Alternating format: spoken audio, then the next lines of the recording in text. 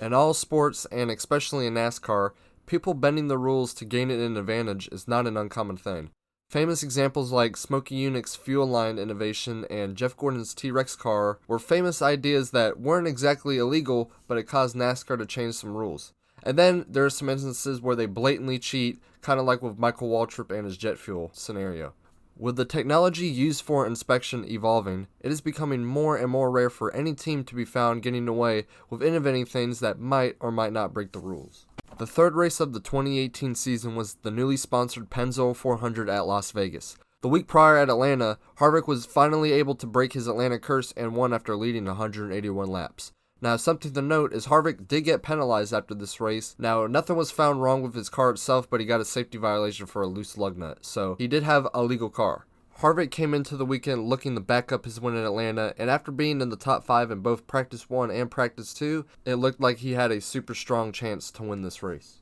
When qualifying came around, Harvick narrowly missed out on the pole to Ryan Blaney, who ironically for this race was sponsored by Pennzoil. The race went green and Harvick quickly drove by Blaney for the lead. The race was uneventful from the start, and Kevin easily won both Stage 1 and Stage 2. Harvick would get shuffled back a little bit due to pit stops and cautions coming out for wrecks, but on the last restart on lap 82, he blew by Logano and he wouldn't look back, and he won his second race of the season and his second race at Las Vegas after dominating, leading 214 of the race's 267 laps. And another memorable thing about this win is it was Harvick's 100th win combined over the top 3 series, making him only the 4th driver to hit that milestone, the others being Petty, Pearson, and Kyle Busch. Harvick went through post-race inspection fine, and it seemed like just another win for the 4 team. Hours after the race finished, an image was posted to the NASCAR subreddit from user Zabart, or Zabart, I'm not really sure how to pronounce that, which showed that Harvick's rear window was flexing down at a certain point. Now, this was a cause for concern, as with the rear window being flexed like that, it allowed more air to be bowled down onto the rear of the car, creating more downforce. This post quickly blew up on social media, and it had a lot of people questioning how Harvick made it through inspection with a window like that. After some more research, some people found out that this would only happen under high speeds, and when he would slow down, it would form back to a normal looking window. NASCAR obviously heard all this commotion, and they announced that they would confiscate Harvick's car for further inspection. On March 7th, 3 days after the race, NASCAR announced that Harvick was hit with an L1 penalty due to violations with the rear window support, and it was also found that the rocker panel extensions were not aluminum. What this penalty did was strip Harvick of all the playoff points he gained from the race. It docked him 20 driver points and owner points. It fined Rodney Childers $50,000, and they suspended his car chief Robert Smith for 2 races. Obviously, Harvick and the team were not happy with this penalty. Harvick said in an interview that this was a decision fueled by social media. It just feels like it is a micromanaged situation from above what these guys do in the garage, to appease people sitting on social media and trying to officiate a sporting event instead of letting these guys in the garage do what they do and do a great job with it week in and week out. That is the frustrating part. Rodney Childers did an interview on SiriusXM and said that it was a random failure and it was not meant to happen. So basically, we had a rear window brace fail, and NASCAR mandates that we run a certain T-bar in the back glass, and that T-bar is actually pretty strong. The T-bar ends up being stronger than the back of the roof at that point, and then pulled the back of the roof down. But, it's not something that we wanted to happen. You definitely don't want the back of the roof sharp. You want the back of the roof round. I think everybody thinks that it helped. I would suggest that it probably didn't help. The car was plenty fast enough before that happened, and I think everybody in the garage knows that. And, it's just something we need to put behind us and move on. Other teams did notice the rear window during the race, like Chase Elliott, and talked about it on his radio. You see that right rear of that forged glass? Is it bowed down? Yeah, kind of where the jack, between the orange jack screw and the black lining, it's bowed from the right side of the jack screw over. Yeah, right by the K. When he's up to speed, I think pushes down about, 2 inches, 3 inches. So the question now that everyone was asking was, did this happen on purpose, and did it actually help the performance of Harvick's car? In that Harvick interview that I talked about earlier, he finished it off with saying this: "I can't wait to win another race and jump up and down in victory lane on the back of my car." He lived up to his word as he would win the next race at Phoenix, making it 3 in a row for him in 2018, and the first thing he did when he was celebrating was point to his rear window. Sure, that's impressive. I don't care who you are. 42nd career win for Stewart Haas Racing among 4 drivers, and their 3rd of the season, 6th here. That's the kind of dominance I saw our buddy over here, Jeff Gordon, do, the kind of dominance I saw Jimmy Johnson do, and there he is. I think he gave a little pat. A little pat. Gives the back window a smack. Yeah. That's funny. A double high five to the back glass. Emotion and frustrations running a little high the past 4 days. What type of message, Kevin, does this performance? Is what I've been. I've been mad as all get out because this team does a great job. This organization does a great job. And we've got fast race cars. And to take, that away from those guys just really pissed me off last week. And, to come here to a racetrack that is so good for us is a lot of fun, and everybody was just determined this week, and we just wanted to just go stomp them. We didn't stomp them, but we won, and that's really all that matters. So just proud of this team, put a fire in our belly, and just got to thank, I'm excited.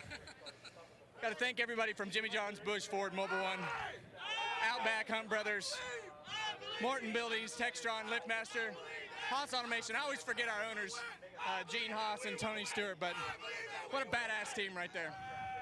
9th win here at ISM Speedway. Historically also, you tied another Hall of Famer, Mark Martin, 40 career wins. Those type of performances mean so much to you. Yeah, I mean, this really felt more important than winning at Homestead, to race for a championship, just to drive it home for all those supporters out there and all you haters. I see you. Now, Harvick didn't have any inspection issues with this race, and he went on to have the best statistical season of his career up to this point, winning 8 times, and he had no more issues with his rear window, so I think it's safe to say that the rear window probably didn't help his performance too much. Now, even to this day, a lot of people talk about Harvick getting a penalty for this, and they make fun of it being an end-covered win, but what other people don't talk about is other drivers actually got penalized for this same reason. Now, ironically, in the Texas race that year, Chase Elliott was handed an L1 penalty after it was found that both his front window and rear window were bowed in. And while doing research for this video, I noticed that Jamie McMurray in that race also had his front window bowed in, but he wasn't ever penalized, and he did finish 3rd. Boyer and Suarez were penalized after Dover, and Larson was penalized after Kansas, all for rear window violations. Now, after Larson getting penalized at Kansas, no other team was fined for a rear window infraction ever again, and that was it. That was the end of the rear window fiasco. Before I end this video, something interesting that I found out is even though it didn't seem to give Harvick much of an advantage because he still dominated the season after his rear window issue was fixed, there is a little bit of evidence that suggests that it probably did help because other than Elliott's 11th place finish at Texas, every driver that got penalized for a rear window infraction finished in the top 5. And some drivers like Jamie McMurray, who at that point wasn't really running up front a lot, and people like Suarez, who, again, he was like a rookie or that was his 2nd year, they still got top 5. So it might have helped a little bit, but I don't think it really helped Harvick too much. Now, a cool thing is with the era of the Gen 6 coming to an end, I actually came across a Twitter thread from Brian Murphy, who works at Stewart Haas, which talked about the various shenanigans team did with the Gen 6. Somebody in the comments talked about the rear window brace, and he said that it was just an accident. So I think that pretty much confirms that Harvick's team, they didn't mean to do this on purpose. It was just an issue that happened during the time, and it might or might not have actually helped him. He probably got penalized for no reason, but again, that was 4 years ago. It is what it is. Now, before I end this video, I just wanted to give a huge thank you to everyone who has come to my channel recently and subscribed and watched my videos and just left comments and supported me. I know I'm not the best YouTuber, trust me, I try my best to make these videos as entertaining and as watchable as possible, and I feel like with every video that I make, I'm getting better and better and better, and I really appreciate all the views and all the subscribers and shit that I have gotten in the past week and a half. I mean, my channel has blown up, at least for my standards. I mean, I had 40-something subs 2 weeks ago, And with that last video I uploaded, it blew me up to 311. And now I have 2 videos with over 10,000 views. So I really appreciate it. I don't really have a certain upload schedule, so I can't tell you like, oh, it's going to be a video every week or whatever, because I don't want to just pump out videos that are not the most interesting. I want to find topics, you know, based around Kevin Harvick that that people would find interesting, you know, that people really don't know about.